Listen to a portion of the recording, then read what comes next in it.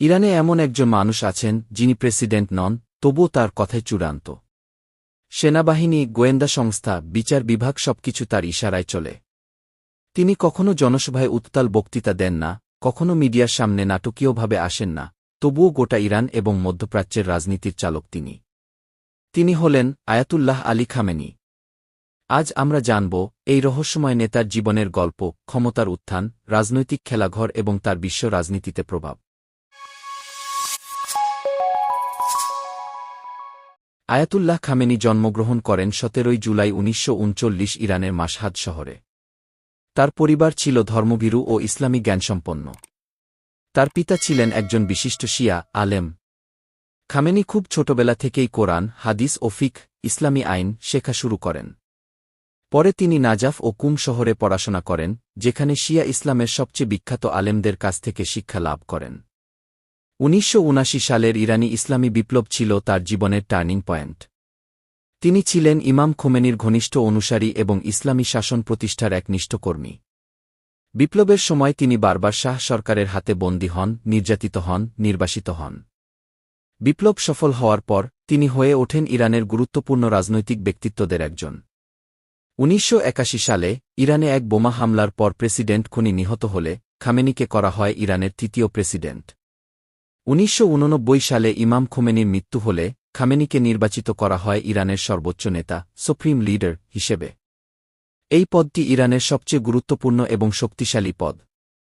President, সংসদ সবাই তার অধীন। তবে অনেকেই তখন সন্দেহ করেছিল খামেনি কি পারবেন এই বিশাল দায়িত্ব নিতে। তিনি তখন আয়াতুল্লাহ পদেও ছিলেন না। পরবর্তীতে তাকে এই উপাধি দেওয়া হয়। আয়াতুল্লাহ খামেনি নিয়ন্ত্রণ করেন ইরানের সামরিক বাহিনী, বিশেষ করে Islamic Revolutionary Guard Corps IRGC, Basij militia, যারা অভ্যন্তরীণ দমনপীড়নে গুরুত্বপূর্ণ ভূমিকা রাখে, গোয়েন্দা সংস্থা ও বিচার বিভাগ, রাষ্ট্রীয় মিডিয়া। এমনকি প্রেসিডেন্ট নির্বাচনেও তার অনুমোদন ছাড়া কেউ দাঁড়াতে পারে না। এটা অনেকটা নেতৃত্বের ছায়াময় মডেল, যেখানে সামনে মুখ আলাদা, কিন্তু মূল শক্তি অন্য কারো হাতে। খামেনির নেতৃত্বে ইরান একটি কঠোর অ্যান্টি ওয়েস্টার্ন, পশ্চিমাবিরোধী রাষ্ট্রে পরিণত হয়েছে। তিনি আমেরিকা এবং ইসরায়েলের কট্টর সমালোচক। তিনি বারবার বলেছেন আমেরিকার সাথে বন্ধুত্ব করা মানে নিজের স্বাধীনতা বিসর্জন দেওয়া। তবে একই সঙ্গে তিনি মধ্যপ্রাচ্যে ইরানের প্রভাব বিস্তারে কাজ করে গেছেন। ইরাক, সিরিয়া, লেবানন, ইয়েমেনে তার সমর্থিত গোষ্ঠীগুলো সক্রিয়। খামেনির শাসনকাল জুড়ে বহুবার অভিযোগ উঠেছে রাজনৈতিক বিরোধীদের নিপীড়ন, সংবাদ মাধ্যমের স্বাধীনতা হরণ, নারীদের অধিকার রোধ, ইন্টারনেট নিয়ন্ত্রণ। বিশেষ করে ২০২২ সালে মাহসা আমিনি নামে এক তরুণী পুলিশের হাতে নিহত হলে গোটা ইরানে বিক্ষোভ ছড়িয়ে পড়ে। খামেনি তখন বলেন এই বিক্ষোভ বিদেশি ষড়যন্ত্র। খামেনির বয়স এখন ৮৫ বছরের কাছাকাছি। প্রশ্ন উঠছে তার উত্তরসূরি কে হবেন? ইরানে এখনও কেউই তার মতো ক্ষমতাধর হয়ে ওঠেননি। অনেকে বলেন তার ছেলে মুজতবা খামেনি হতে পারেন ভবিষ্যতের সর্বোচ্চ নেতা। তবে অনেকেই মনে করেন ইরানে ভবিষ্যতের রাজনীতি এখনও খামেনির ছায়াতেই আবদ্ধ।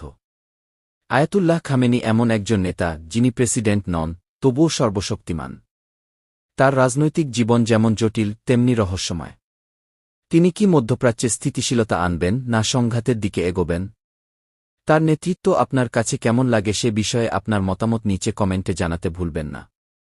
আপনি যদি এমন আরও তথ্যবহুল ভিডিও পেতে চান, তাহলে আমাদের চ্যানেলটি সাবস্ক্রাইব করুন, আর যারা ফেসবুক পেজ থেকে দেখছেন তারা পেজটি ফলো দিয়ে রাখুন। আর ভিডিওটি ভালো লেগে থাকলে অবশ্যই লাইক দিন, শেয়ার করুন এবং কমেন্টে আপনার মতামত জানান।